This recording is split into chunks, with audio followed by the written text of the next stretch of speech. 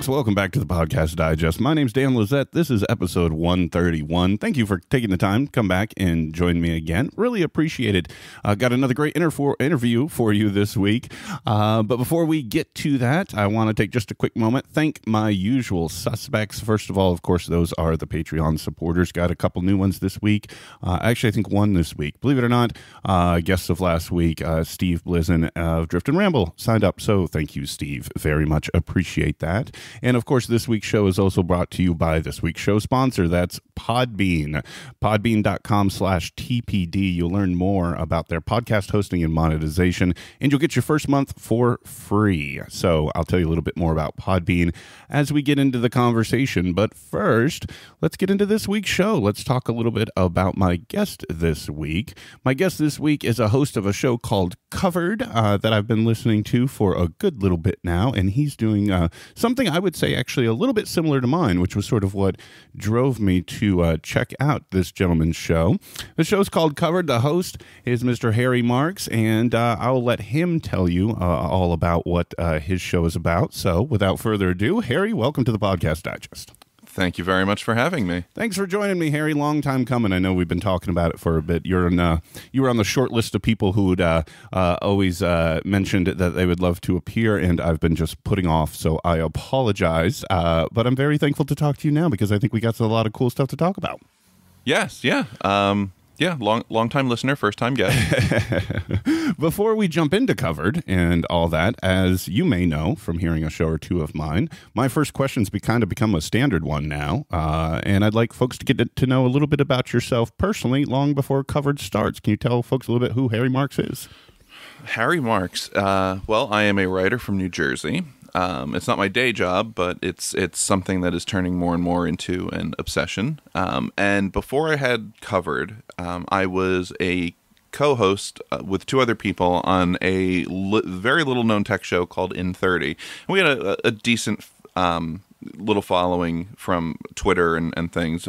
We had, for what we weren't any one of the big names you think of when you think tech podcast, but our big thing was 30 minutes, tech podcast in 30 minutes or less. So we would record for 30 minutes flat, very minimal editing at the end. And what we really liked about that format was that it forced us to really keep the conversation going and not, dive into a rat hole or, just meander for a couple of hours. So I did that for about 100 episodes. We were actually lucky enough to interview Steve Wozniak for one episode, talked to a lot of different people. Stephen Hackett came on, Kelly Gaumont.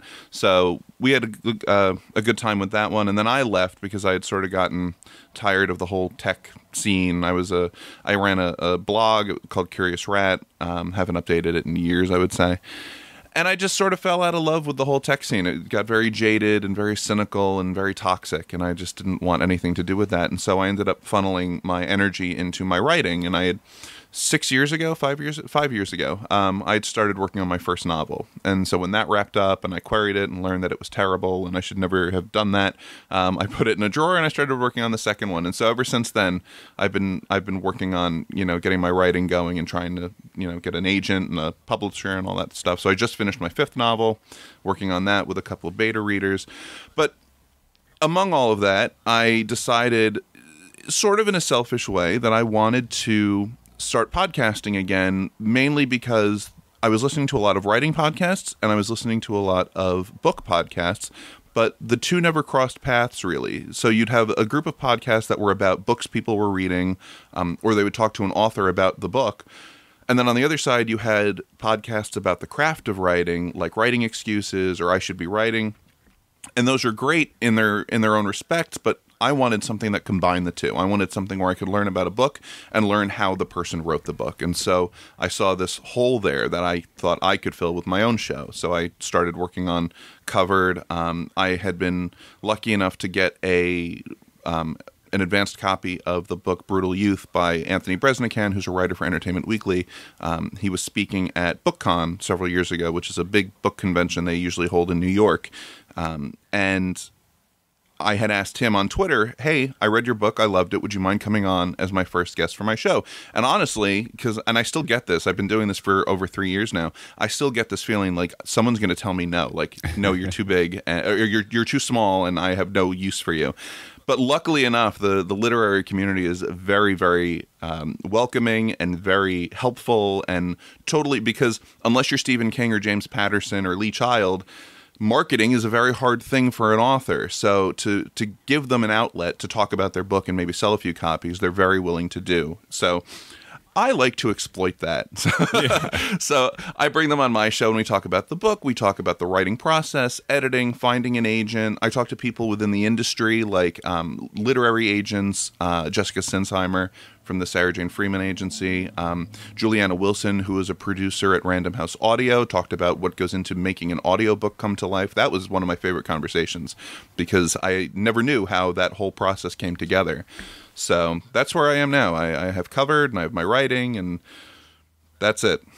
So you were out of the podcast world for a little while and decided that you were going to focus more on writing. How did the idea of the podcast come back in? Was it, you mentioned, was it sort of just to kind of pick the brains of some of the people who were doing great work and to maybe glean some stuff for yourself, or was there sort of that actually, plus more? That's pretty much it. Like I said, it was for selfish reasons. I wanted to learn more about what I was getting into, and one way I could do that was to talk to these people. And it's hard to do it on Twitter, which is how I find a lot of my guests. I see a book that might be interesting and I say, hey, would you like to come on and talk about it?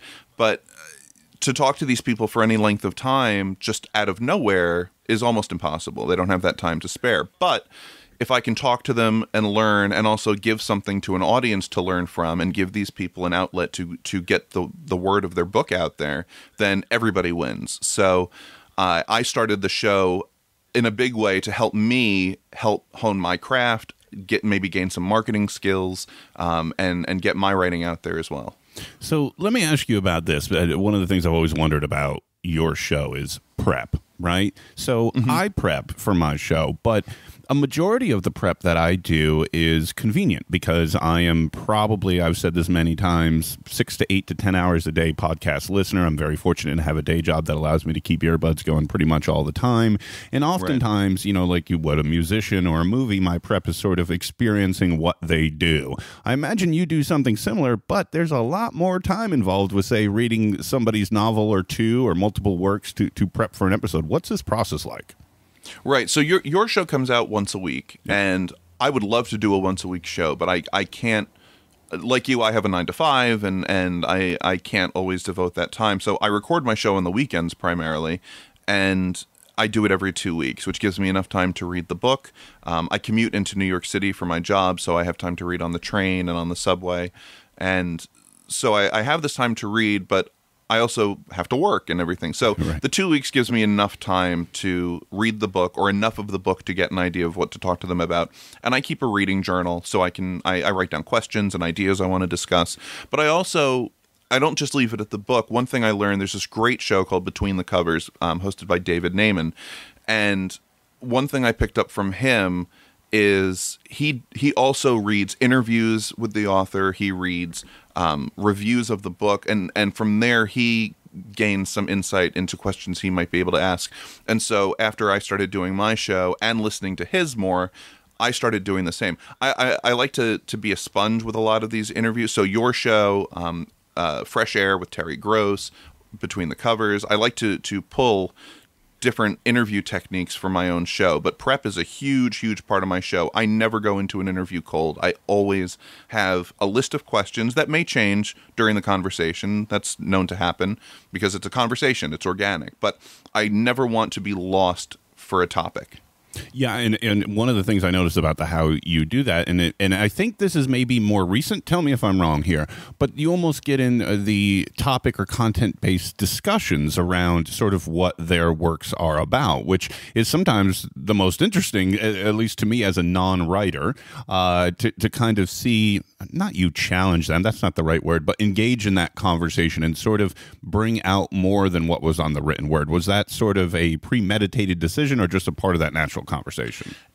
It's really what a lot of it comes down to. It's me being more comfortable with the format and with talking to these authors and not looking at them like I'm some doe-eyed newbie, who's staring up at the gods. Like I to a degree, I'm not one of them, but I feel like one of them while we're talking, and they might say differently, but I'm very big on self-deprecation, so there is that part of it. But it also comes from, by doing the show and formulating these questions, my reading has gotten a lot better, and by writing as well, by learning about story structure and how to incorporate foreshadowing properly and all these techniques and things. I've become a better reader, and by reading more and becoming a better reader, I'm able to ask better questions.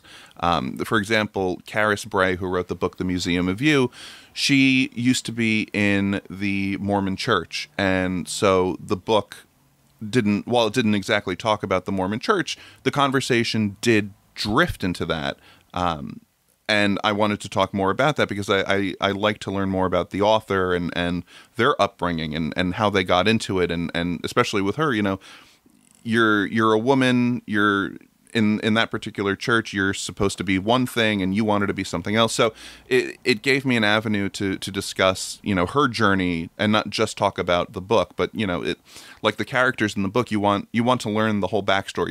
You want to know why you relate to them and what makes them more three-dimensional, and so that's what I'm trying to do with my show. And it certainly produces a better outcome in terms of what folks are hearing, that's for sure, because it is a much more engaged conversation than simply a list of questions. Has your prep changed in any way over, if I'm looking at this correctly, you're close to 40 episodes in? 39? Something like that. Yeah, there are a couple of mini episodes that I put out, like a recap of BookCon and like a prep episode. I did a book club episode where I bring in not the author of the book, but someone else to talk about the book, and it was about Marie Kondo's The Life-Changing Magic of Tidying Up.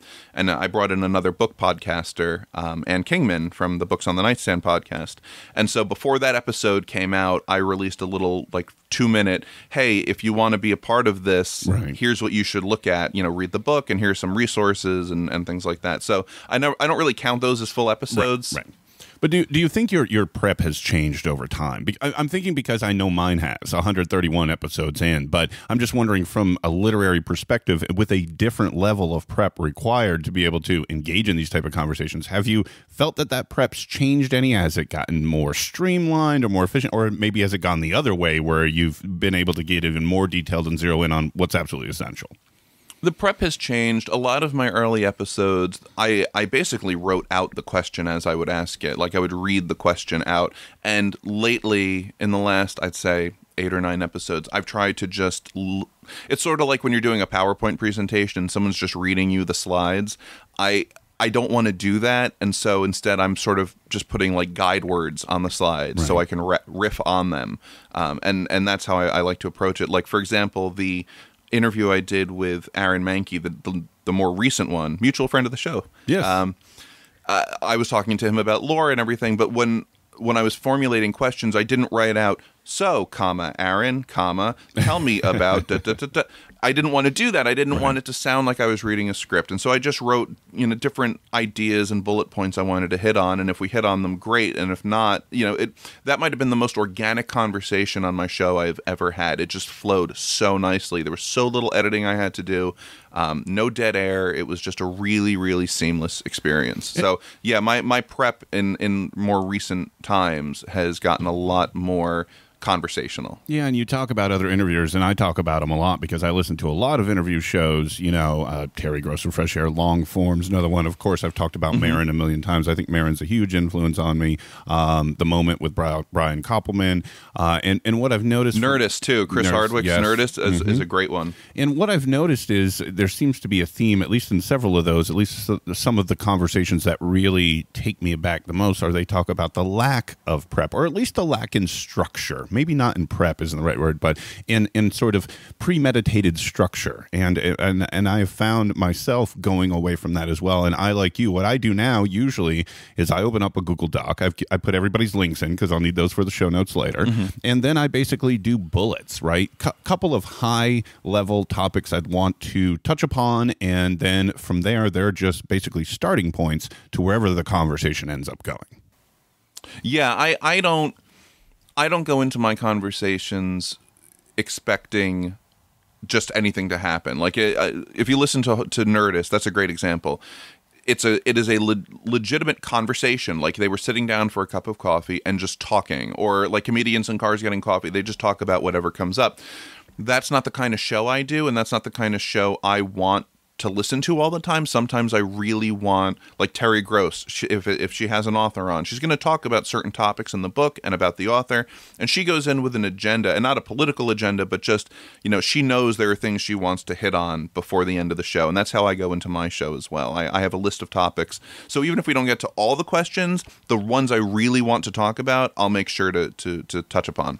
Yeah, and the other thing I found, too, not to beat a dead horse here, but I find it interesting, the idea of prep, and I know a lot of other podcasters are listening to this show, and I think that's something that people may have a takeaway, is that I find that when you over bullet or over prep or over plan, that inevitably what's going to happen is as you start to work through those first couple of be covered topics, no pun intended, that inevitably, as you get too detailed, you're going to end up bringing in those other ones anyways, right? They're going to get vacuumed up in the conversation earlier, and so your prep now has been somewhat invalidated, or at least your premeditated structure, I think, is a better way of putting it than prep, because I think prep's important. I mean, and for some of my bigger guests I've had, if you will, I mean, I'm talking, between listening, research, like when I talk with Roman Mars, I swear I read every article I could find that had mentioned him, every interview, written or video or audio I could find, and because I wanted to create something different.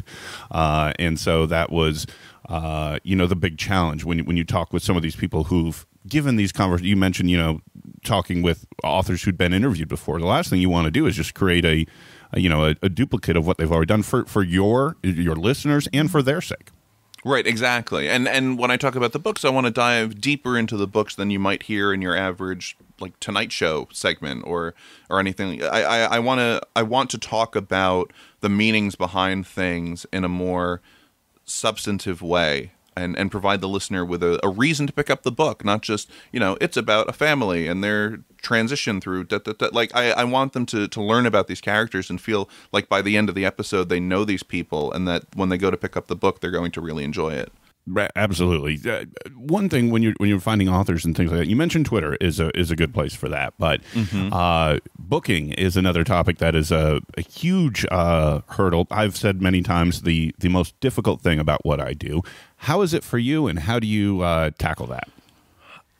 Booking's odd because, like I said, I can really only do it on the weekend. So making sure that they have time on the weekends, and I go in telling them, "Look, I only need an hour of your time. I'm not going to keep you for more than an hour." Sometimes the conversation goes a little longer, but for the most part, we keep it strict 60 minutes. And I would say 95% of the time, the authors I talk to are fine with doing it on a Sunday afternoon when nothing else is going on, and sitting down over Skype and talking with me. I try not to. I should have done something where, like, I recorded 5 or 6 episodes in advance and just released them every 2 weeks. I didn't do that because I have this instant gratification problem. So I literally recorded my conversation with Anthony Bresnikan, and at the end of that week, I released it. And then I was looking for the next guest. So right. I didn't do it the right way by a lot of standards. But that said, I'm now in a position where every 2 weeks, I have a new interview lined up. And it really just comes down to... It used to be like I'd go to the Barnes & Noble down the street from my office, walk around the tables, find a book that looked really interesting, and see if the author was on Twitter. If they weren't, see if they had a website with a contact form, and just ask them, would you like to come on and talk about it? And a lot of times, I wasn't asking the James Pattersons or the Stephen Kings. I was asking mid-list authors who weren't getting the marketing money or the attention from their publisher that maybe they deserved. And so... here I am, this outlet to come and give them an opportunity to talk about their books. They were very willing to come on. But yeah, it really is like fly by the seat of my pants booking. So it's every 2 weeks. And like I said, like 95 to 98% of the people I find are on Twitter. So you find the books first and then the authors. Yes, and now that I've built myself a little community on Twitter of other literary-minded people, writers, readers. There are times someone will tweet about a book coming out, like Steph Post, who I believe is on my 3rd episode ever. She tweets about a book that she's reading, and I take a look at the blurb and everything. I'm like, wow, that sounds amazing. And then I talk to the author. Like Chris Holm, my last guest, was a recommendation on Twitter from Steph Post. And so he and I started talking on Twitter, and I asked him to come on. And it appears to me you don't have, well, maybe you have a personal preference, but at least with the show, you've been all over the map in terms of genres, fiction, nonfiction. You've been productivity books. You've been kind of all over. Is that by design, or do you think over time you may end up kind of zeroing in on something, or do you like to kind of keep it broad? The nonfiction, it's funny, I think the first nonfiction book I covered was the Marie Kondo book for the book club episode, and it sort of leaned that way for the second year too. I don't believe I talked a lot about nonfiction until the book club episode, when I had the guys from the Erasable podcast on to talk about Mark Kurlansky's book On Paper. So it was sort of like nonfiction was the book club thing, and then fiction was the main episode thing. But like you said, I run the gamut. I interview thriller writers like Matt Gemmell to romance authors like Brighton Walsh. So I personally don't have a preference. My parents run a music studio and store, and my dad has always told me, don't buy to your taste. You have to buy sheet music for all, people who like AC/DC, or people who like Bach, or people who like, One Direction. You can't just center it around what you like to read and write. So I write literary fiction, and if I just did a podcast about literary fiction, I feel like I'd get bored. So I like to talk to people from all walks of life, all different genres, because it gives me something, I maybe I'll learn something new about story structure, or how to write a backstory for a character from a romance author, or about happily ever after. So for me, it's as much an education learning about other genres as it might be for someone else. Let's talk about your writing, because obviously that's a huge backdrop in Covered. Yes. You mentioned your, I think a recent episode I heard you say 4.5 novels. Are you saying 5? It's 5 now. You're 5 yes, now. Okay. The first draft has been finished. So yes, by the time we wrapped up, I had finished the book. Gotcha. And so what? Tell me a little bit about those best worst experiences in them, and what have you learned, or maybe how has Covered kind of changed your approach to this? The first couple of books I wrote, We're centered around a genre called New Adult, which is essentially books for people between the ages of like 18 to 25. Because at the time I was around 26, 27. So I was right in that age range. And I wrote the book mainly to see if I could do it, because a lot of people start a novel and they never finish. But I did. I finished it, and I edited it, and I didn't know what I was doing. I hadn't been immersed in this culture at all, actually. And I feel like I did okay for my first time, but I also did a lot of things wrong, and that first book probably should have been shelved right off the bat. Like, okay, it's finished, now on to the next one. Or maybe I should have worked on it a little longer. And then I went on to the second one, and I just sort of kept rolling along, from one book to the next. It would take me about a year to finish one book, which for some authors, it takes them 5 years, 10 years. I believe Gone with the Wind took 8 years to write for Margaret Mitchell. So my first 2 books were New Adult. My third book was more straight literary fiction.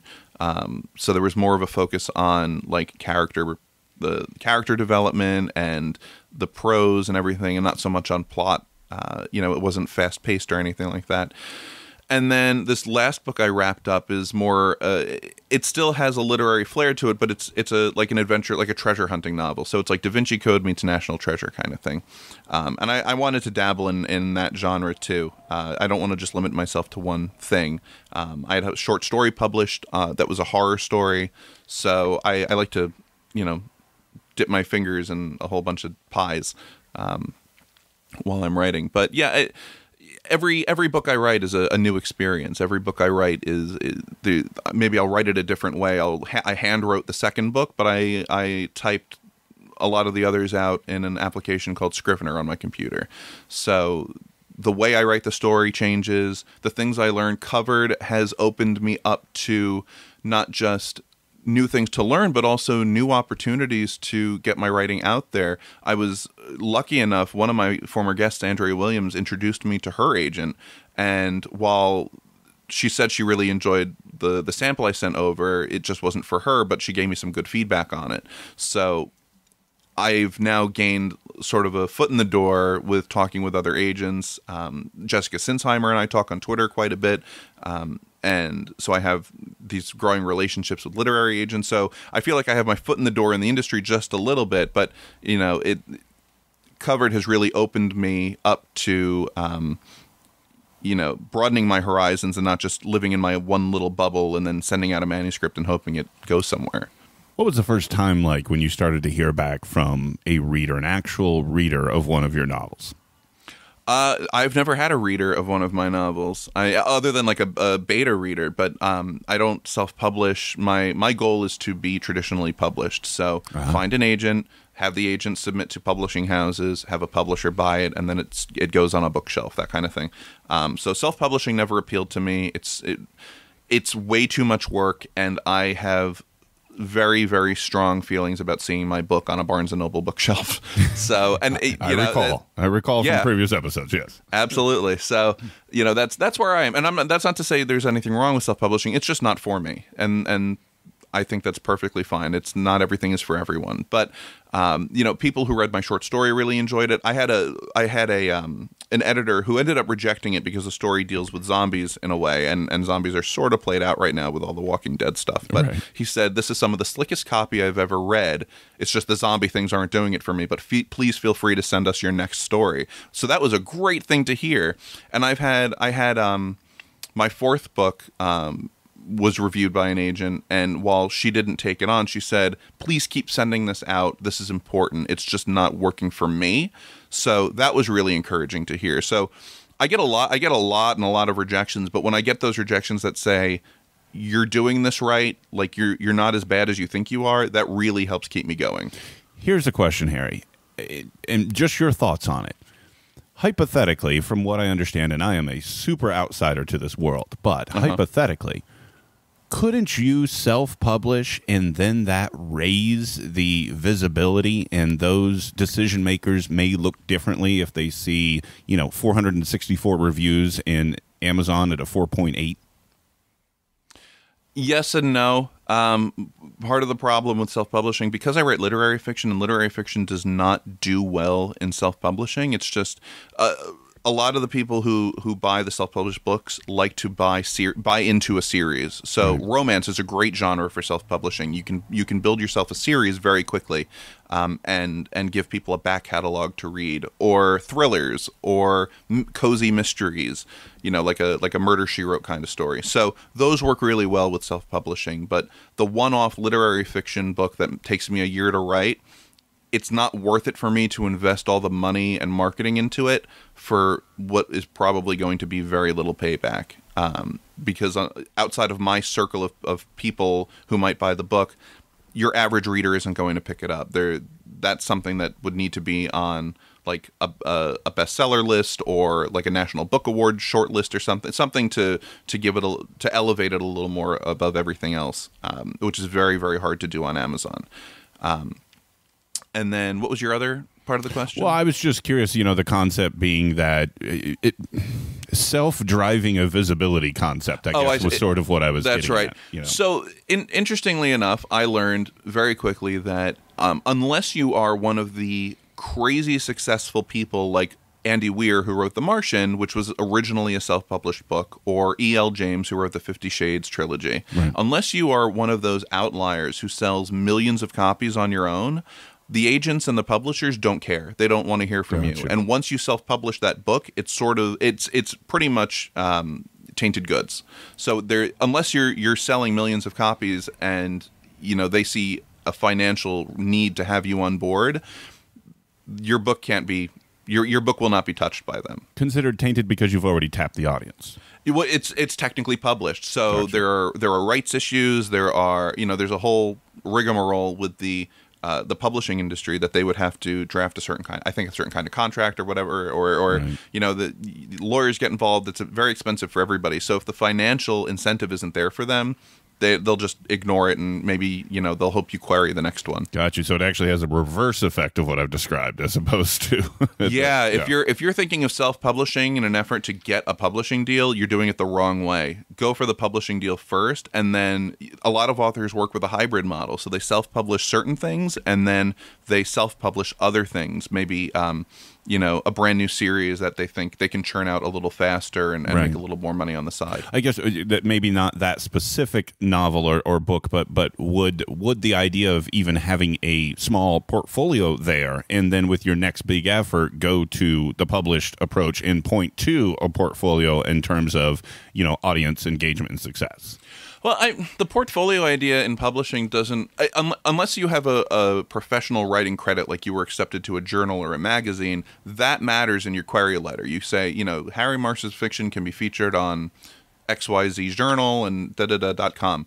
That's fine. But when you say Harry Marks self-published his first 3 novels, that means absolutely nothing to these people. Gotcha. They want to know, is the story good?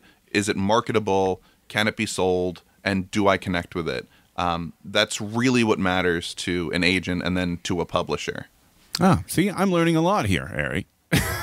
I learned a lot of this the hard way. So, well, folks, any of you aspiring writers out here, I hope you've been taking notes.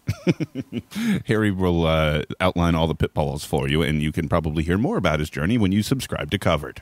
That's right. You can see my wallpapered walls of rejection letters. There you go. Let's get back into Covered. We take our little author diversion there. On to the show. Couple things I've been wondering about, and I know you've mentioned it a time or two, but I'm wondering what the story is behind some pretty darn awesome artwork you got there, Harry. That was, so yeah, when the show first started, it was on a little network called Fiat Lux, and the owner of the network just whipped up a quick like stock photo and put the name of the podcast on it, and I was like, all right, that's fine. And it was a picture of a bookshelf. But when I moved over to the hologram radio network that Alex runs, I wanted something a little more unique and something identifiable, especially since, as with, if you're a self-published author, you want your book cover to be really noticed on that little thumbnail icon on Amazon. I felt the same way about my little icon in iTunes. I wanted it something bright and unique, and but you understood it was a podcast about books. So TJ Cosgrove, who is he's a filmmaker and a designer, I talked to him. He's in a Facebook group I'm part of for the Erasable podcast, which, for those listening and who want to know how much of a nerd I am, it is a podcast about pencils. I had put out there that I was looking for new artwork, and he volunteered to help me out. And so we were going back and forth about what I wanted, and I was like, well, I like a little bit of this and a little bit of that. And then I was looking online, and I came across the old Penguin Classics covers. And if you know the Penguin Classics covers, they're orange with the white band across the front with the title and the little penguin logo on it.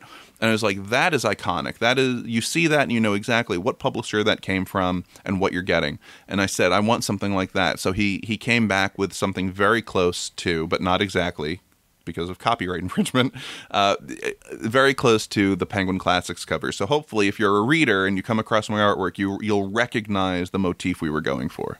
I think it looks great, and it definitely, as you say, stands out, you know. And by the way, I was doing this the other day, you know, as just a quick aside, as you probably know, with a little bit of tech interest there. It seems like all the podcast apps have updated in this last week, and including Overcast, which was a big one. And I was listening to test it out, checking out Covered inside Overcast.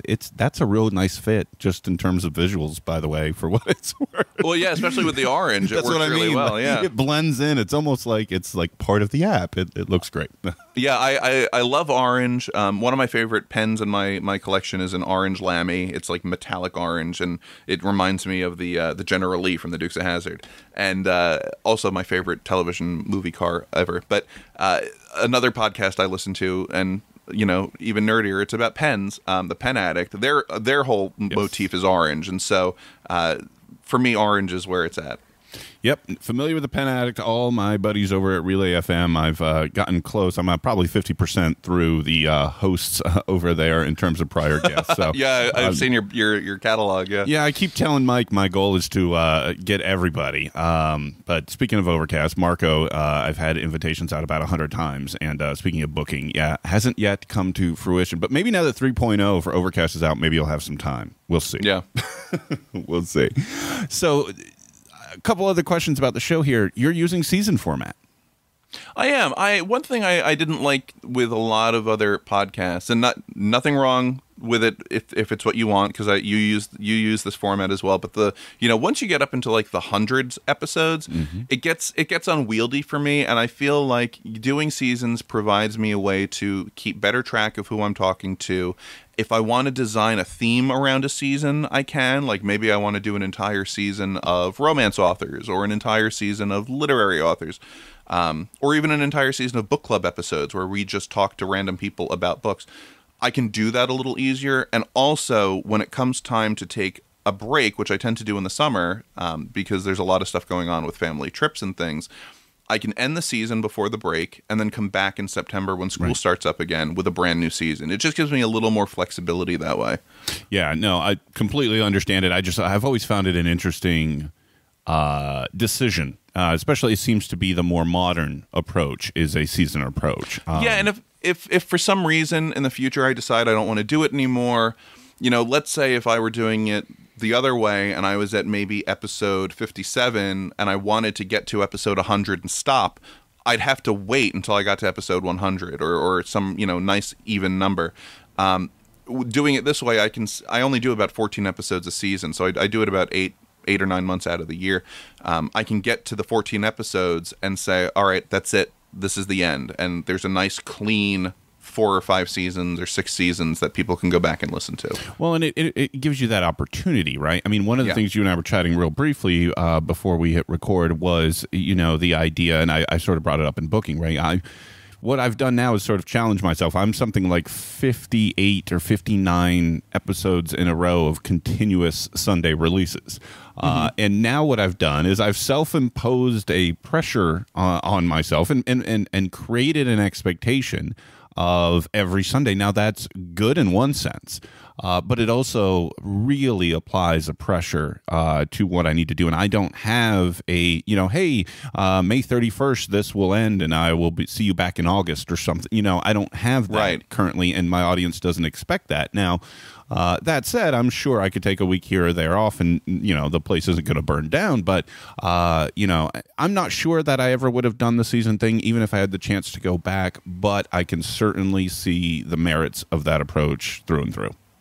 Yeah, it's not for everybody. It's just something I had wanted to back when I think it was like right after Relay FM started, and Mike sort of hated me for a while because of this. But I had written this article about the future of podcasting and what I had hoped to see going forward, and a lot of it centered around no more 3-hour discussions about the latest Apple keynote, maybe, or a more organized approach to releasing episodes. And one of the things I talked about was seasons. So when the time came for me to do my own show, I decided to take my own advice and do it in a more seasoned format. Yeah, well, again, I can completely see it. I think the only reason I continue and the only reason I don't know that I would change is when you talk about the high episode numbers, when I hear that or see that on a show, there is, to me, an element of establishment, of legitimacy, of some type of validity to what these people are doing. And I'm willing to start off and invest when I see a higher episode number, because my level of confidence that they're not going to go anywhere is a little bit higher. Right, yeah. When Brad and Mike talk about like the 150th episode, the 250th episode of the Pen Addict, it's like, wow, you guys have been doing this 250 times. Yeah, 250 weeks out of the year, or over the last 5 years or so. I think, as with everything, whether we're talking writing or podcasting, there's pros and cons to whatever approach you're going to take. And I love picking people's brains on, especially on those that choose to go the season route, because I definitely can appreciate its advantages. That's for sure. Yeah, and I think if this is something you're doing a little more professionally than I am, for Mike and Brad has Knock and everything, but for Mike is a podcaster by trade, and so for him, he probably doesn't. I don't want to speak for him, but my guess is he probably doesn't feel like he has a lot of that other stuff going on to where he feels like he needs to take the summer off. Like, no, this is his job. This is Right. what he does for a living now. So maybe the season format to give him the breaks he needs, or that I need, maybe that doesn't work for him for the way he runs his business. But for me, this is more of a hobby for me. So it's not that I don't treat it more seriously, but I need to know I have that out if I need to take it. Yeah, because he's got advertisers who definitely Exactly. want to hear from him every week, and so do I. Yep. So Absolutely. I've got one at least. And folks, we'll take a quick break in this conversation so that I can tell you about Podbean. Today's podcast is brought to you by Podbean. They offer podcast hosting and monetization, and they offer all the tools that you're going to need to make your show successful. We've been examining these all through this conversation, as I regularly do. Podbean can answer a lot of the questions for you. They're going to set you up with a website. It's just like a blog. You can customize it with a bunch of different themes or colors. When you publish your show, you're going to be able to share it automatically out to all the social networks. Harry was just talking about getting, a lot of guests through Twitter. I do the same. And when you tweet it there or put it on Facebook, it's going to have a nice quality embeddable player so folks can listen to your show right there. If you've already got the website thing figured out, they can easily integrate into your existing website. How about an app? Podbean offers apps as well for both Android and iOS. If you've already got a host and maybe you want to check out Podbean, they can completely help you with the idea of importing it and redirecting it from your current host. All the necessary RSS and iTunes support that you're going to need to get up and running, all available through Podbean. When you join up with the Podbean family, you're going to be part of their online directory, and they have tons of promotional opportunities. If you go to Podbean's website, you'll see they've got a bunch of their shows right there on the homepage. They have a featured show of the week, and they can help bring more eyeballs and earballs to your show as well. When you want to really start looking at your show, its performance and how it's doing, it's got all the statistics that you would ever possibly want. Stats are a big thing. Most podcasters will admit that. Maybe some don't focus on it, but knowing that people are out there listening and where those people are can really be helpful in sort of deciding the future direction of your show. Then when you want to go real next level, Podbean's got you covered as well. You can designate episodes as premium content. They've got an advertising platform available there where you can actually just scroll through and see which advertisers are looking to appear on shows, and you can apply for them and figure out if that might be a fit for you. Or the very popular Patron program. They've got all that rolled into the services that they offer. So if that sounds good to you and you're a podcast host today, or maybe you're thinking of starting your own, strongly encourage you to check out podbean.com/TPD for the Podcast Digest TPD. That'll tell them you came from here. And you will get your first month for free if you sign up using that special URL. Strongly encourage you guys to do it. And as always, my thanks to Podbean for their support of the Podcast Digest. All right, Harry, back again. Hey, I mentioned beforehand that I was going to talk about Podbean again this week, and I said I'd do it earlier in the show, and I didn't. Look at me. I'm horrible. I know. Well, because it is very exciting to talk to me. I'm not going to lie. Clearly, this is what happens, folks. But that's okay. And I hope you guys have found this as interesting as I have, and that's why I keep forgetting my obligations till the end of the show. That's right. Hey, you've got bills to pay. You got it in there. It's all good. So that's an interesting question, though, because you've got a couple advertisers as well, and I'm curious. Now, you're doing a much better job with your ads, as far as I'm concerned, than I am, because you've got them pretty well produced. You've got background music and all that fun stuff. Tell about the advertising process with Covered. Yeah, you say advertiser. I mean, yes, it is an advertisement, but they're not paying me. The guy Alex Knight, who runs the network, works for a company called FeedPress, another hosting company, and so they advertise on my show, and in return, they provide free hosting for all the shows on the network. So, as a thank you, I offered to put it in there, the ad read, and then they do a coupon code and all that good stuff. So that's in there. And then Noct Sound Engineering is the other one, and Lorenzo Gudemi, who runs it, is the one who puts my show together. So as a thank you to him, I threw an ad read in there for him as well, and I hope he's gotten some business out of it. But I don't do the mid-read, like the live reading ads. I'm not a fan of it. I prefer the pre-recorded thing. So I recorded the ads. I think I do it every time I get a new mic, so it all sounds consistent. And then I send it to Lorenzo to throw the background music on, and then I just tell him, what point to drop it in. So that's how I do it. I'm not a huge fan of the live read just for my own show. So yeah, and honestly, I do it both ways. I do do it pre-recorded, and I do it live. And I like the idea of live if you can pull it off. I'm not sure that I do. One, my timing, 2 weeks in a row now. But most of the time I do pre-record them, but I do try to do it at the same time so that, those environmental sounds and so on and so forth, tone of voice, what have you, try to sync up as best as possible. But it's an interesting thing and something newer for me in terms of a podcast host and sort of all the decisions that go around making them. And the second guest in a row now I've talked to that's had a non-traditional relationship with the ads. Last week Steve Blizzin from Drift and Ramble was telling us how he did it sort of as an example to potential advertisers because he'd had what he called not real ads either, in the sense that these were friends and family members' companies that he was sort of inserting as an example to other potential advertisers. Yours is sort of a barter arrangement, so I would say maybe you're not getting, quote, paid, but you're definitely receiving something in return. So. Oh, absolutely, yeah. And I have a Patreon set up too, but also to the point about doing it live versus recorded, I think it's a little easier for you because you're talking to other podcasters, so they know the deal. They know if you're what it means to do a live ad read. When I'm talking to these writers, it's a different audience, and I don't want to waste their time. Exactly. Like, oh, can you hold on a second? I have to do this, and then it's sort of like putting call waiting on with them, and I don't want to do that with them. If I get into a conversation, I just want to keep going and going. So no, and I completely agree, and I'm very often that's exactly the reason why I will take care of it later. The only thing I wish I would do is get better at recognizing when I might create an edit point. My problem is sometimes the conversation flows so clearly that I can't even find a place to cut it off because it would seem odd. Same. So yep, I have the same problem. One question leads right into the other, and exactly. by that time it's like 5 minutes left in the episode, and I got to drop it in there because it's the only place that makes sense.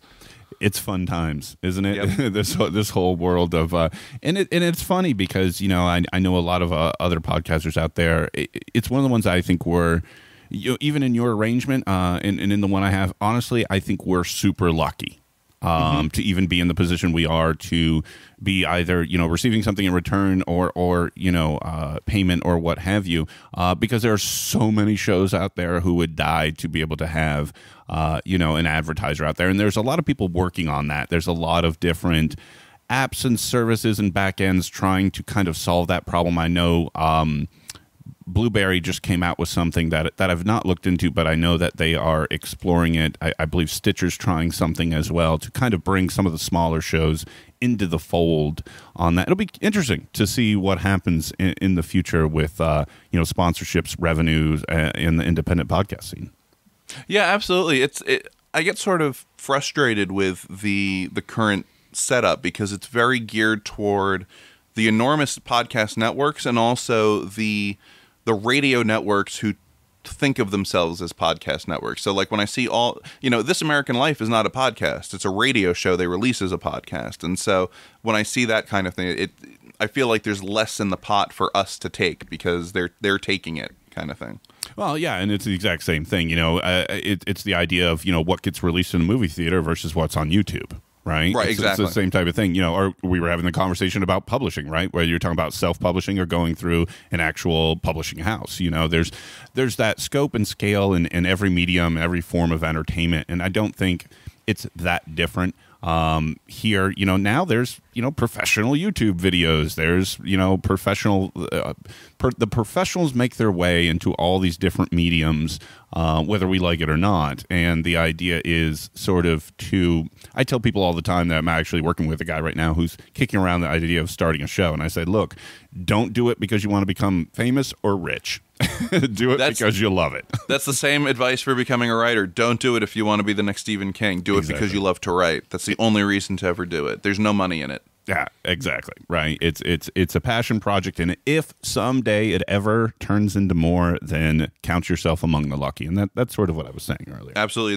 There was a recent study, or not study, but a collection of all the data around the money made by authors this last year, and I think the average median income of an author, a full-time author, was $17,000 a year. So ouch. Just go into that knowing you're not going to get to quit your day job. Exactly. I want to talk about feedback. Since these 39 episodes or so, season 3, at this point, what's the reception been like from listeners to your show? Well, the 3 people who listen to my show enjoy it very much. No, I get a lot of good feedback. It means a lot when I get feedback from other authors or from publishing professionals who then send me people to talk to. That means a lot, because to me that means I'm doing I'm doing the right thing by them. Because there are a lot of times I fight with imposter syndrome, and I feel like I am a nobody and I shouldn't be doing this, and I'm a failure and I'm a fraud. But to know that, for example, when I invite an author on lately, I've been asking, can I get your publicist's information to see if I can get an advanced copy of the book? Because I used to buy every single book from the author I interviewed. And I still do on occasion if I just want to read the book and then talk to them later. But when the publisher sends me a copy of a book, it's like, it feels weird. It's like, I feel like a legitimate, professional podcaster, interviewer talking to this person. So, even that kind of feedback is reassuring. Like they trust me enough to send me a copy of this book to then talk to their author about. But the feedback from the listeners, I don't have a ton of reviews on iTunes, but all the ones I have, I think, are 4 or 5 stars. They really like the interviews. They like the interview style. They like the pacing. They like the editing. There's so much editing that goes into that show. It's insane. Yeah, I think I'm doing the right thing. I have yet to hear anything bad, which actually kind of scares me. I feel like I'm due for some really terrible news. Well, you got to get the 1 star, right? You have to, and I don't think I have it yet. I think my lowest is a 2. But when you get the 1 star and the person who just tells you you're terrible, then you're a real podcaster. Yes, absolutely. Or in the case of Aaron Mahnke, if you're getting harassed on Twitter by listeners. That's right. Trolls. Exactly. Who listen to your show even though they hate it, which I never understood. So. Yeah, hate listeners. You got. I don't have any hate listeners. Well, I can think of one. I don't know if she's still listening, but for a good couple of months there, it seems like every 3 or 4 episodes, I'd see something come out of her either on Twitter or on her blog. This person will remain nameless, but and then I was like, wow, apparently I'm terrible. But thanks for listening. Yeah, I don't get that. Like when I got out of the tech thing, I unsubscribed from all my tech podcasts, but I didn't go like leave 1-star reviews on all of their stuff. How petty and dumb is that? There's far too much negativity in the world, and there's far too much. There's not enough time in the world to worry about that kind of stuff. So, you unsubscribe and you move on. I've had my own rants on this show, Harry, in the past about people who would do stuff like that. Now, I mean, I figure, you support by, subscribing, listening, providing constructive or positive feedback, or supporting on Patreon, whatever. If you hate something, just move on. Especially in the world of podcasts. It doesn't cost you anything to subscribe, and there's 300,000 different shows out there or whatever. Yeah, exactly. Just find something else. We're doing this for you for free. Like, don't feel obligated to tell me how much of a putz I am or anything like that. Like, just don't listen. Yeah, and that's always been my advice and guidance as well. And with my show, that's not hard to do. So. Yeah, well, but same here. I would agree because, and I think what happens is that shows like yours and shows like mine tend to pull in the drive-by listener, right, based on guests, right? Mm-hmm. They may be a fan of them, and then they come in, and then, they plan on driving right back out, but they're going to leave the 2 cents first. It's like a road rage concept, right? You'll never see this person again, whatever, and they just want to make themselves feel better by giving you their 2 cents before they drive on by. And one good thing about my show is that its audience, this is good and bad, it's a niche audience. There might be a lot of readers, there might be a lot of writers. My show serves both audiences, but because I'm not one of the giant shows out there like I Should Be Writing or the Book Riot podcast, my audience is on the smaller side, but they're very engaged in what I release and in talking to me and, letting me know that they enjoyed it or that they went out and bought the book. That means the most. When I interview a guest and someone tweets me and says, "Hey, loved your interview, just ordered the book," I'm like, that's exactly what I'm doing this for. Not just to learn and everything, but I want to help people sell books, because marketing your book in this world right now is so difficult. And publishers aren't giving 99% of their authors the money and attention they need to do it. So if you give me an hour of your time and I can sell you 2 or 3 copies of your book, I feel like that's a good trade-off. And you prefer they get the paper, the Barnes & Noble version. I don't own a Kindle. I had a Nook. The battery died, and I never replaced it. I'm a paper reader. I take a book with me. For example, the book A Little Life by Hanya Yanagihara came out 2 or 3 years ago, and I bought the hardcover, and it's 800 pages. And I carried it with me through New York, every day, reading a little bit on the train. That is my preferred method of reading. I can't read an e-device. I need to own the book. So here's the last question on that front, though. If I am a Kindle reader, generic listener is a Kindle reader, would you rather have them buy the book, period, via Kindle, or not buy it at all? I buy the book. Authors need money, right? Or take it out from the library, because libraries buy books, and that's why you pay taxes, so they can buy books. So get it any way you can. Just my personal preference. Right. I can't read on an e-device. I just wanted to get that clear. Yeah, but no, spend money on books. Buy books. It's the last semblance of sanity in this world right now. Just buy books or borrow books from the library. I am a voracious Kindle person. I don't read as much as I'd like to. I'm one of these maybe a book a month people. It's not great, but it's more than worse. There's worse out there. I think the average for 2016 or 2015 for an American reader was 1 book a year. So you're ahead of the curve. Yeah, and absolutely every one of them is via Kindle, and that's just for the cross-platform. Like, for example, I had to buy a book just this couple nights ago. I bought one, and it was a business productivity type book, something I'm likely going to need to familiarize myself for my day job. And what was great about it was this particular book had a ton of graphs and charts and things like that.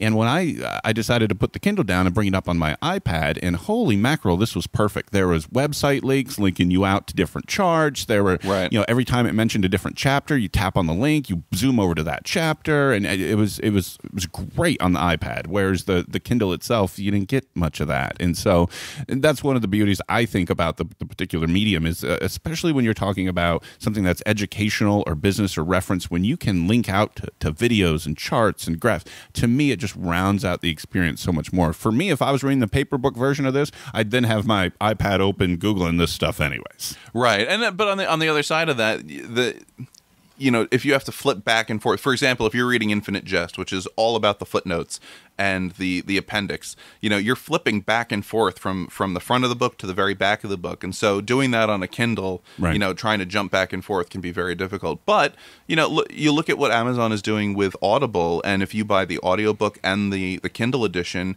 you can leave off in one spot on your Kindle and pick it up in your car on the audiobook, and it syncs up automatically. Or let's say you leave your Kindle home, you can read it on your phone or your iPad in your bag. So you have all these different ways to take your book with you. So I'm not against the Kindle by any stretch of the imagination. It's just for me personally, it's not for me. You love the book. And I think the reading's the most important part, right? Absolutely. That stat you shared was garbage, but pretty sad. We need people to read now. We need people to read. So please, in any way you can, read books. Just read.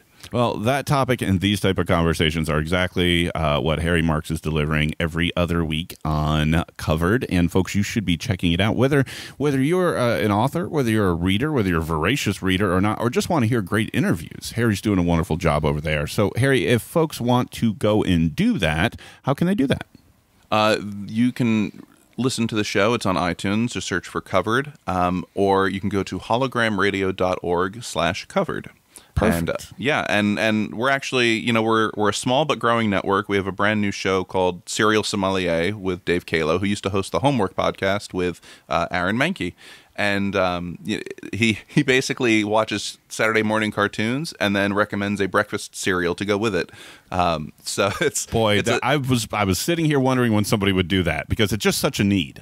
And you know what? It's a fun 15-20 minute little diversion from your day, and it's so we're trying to grow the network, and these fun eclectic podcasts like that really help add to the conversation. So, based on that one, folks, if you're thinking about starting a show and you're just not sure what to focus on for your show, there are ideas out there. We've just got to strike them. Yeah, they're there.